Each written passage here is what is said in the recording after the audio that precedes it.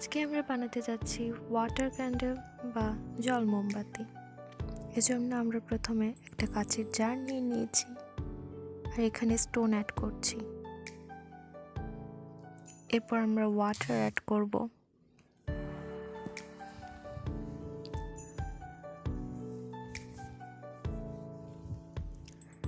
তারপর আমরা কিছু লতাপাতা দিয়ে নিব যাতে ভালো লাগে দেখতে।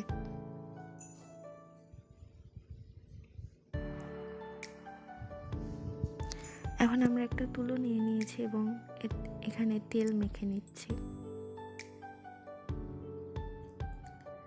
বাট আমরা ফেল হয়ে যাই কারণ আমরা প্লাস্টিক অ্যাড করতে ভুলে গিয়েছিলাম।